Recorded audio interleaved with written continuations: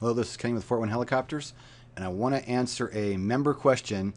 She posed a really good question that relates to something that I haven't talked about for a while, and that is she wanted to know, she's in the UK, and if she came to the US to do some training, but had to do it in several attempts and had to go back home, how would that work? And that poses a good question because people ask about, well, helicopter flight training, helicopter ground school, can I do one before the other?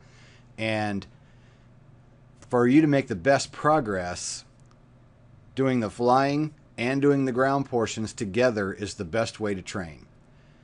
I had somebody one time that said, well, I want to do all the groundwork first and then I want to do the flying. Well, that doesn't really work too well because it's hard to do all the ground school first without getting in the aircraft to do the practical part. And when you're in the aircraft, the things you're learning on the ground make a lot more sense. And I also had somebody one time that said, well, I want to do all the flying first, and then I want to do the ground school. And I told him that's not going to work because you're never going to solo the aircraft because there's a certain amount of things that you have to know set forth by the FAA. There's a certain amount of ground knowledge that you have to have before we can sign you off as an instructor. And if you don't sit down and do ground school and you don't study, you're not going to have the ground knowledge you're going to need to go do the solo. And in turn, to make your training in the aircraft go better, you need the ground knowledge. So they really go hand in hand.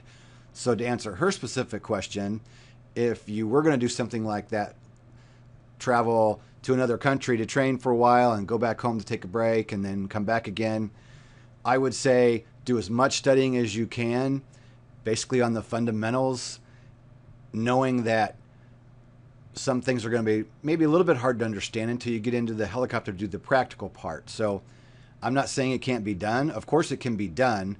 It's just not the most recommended way to do it.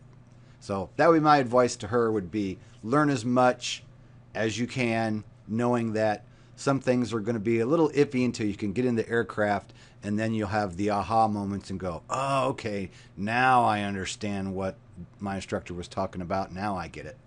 So thanks for sending in the question. That's an important message to put out there, and we'll see y'all later.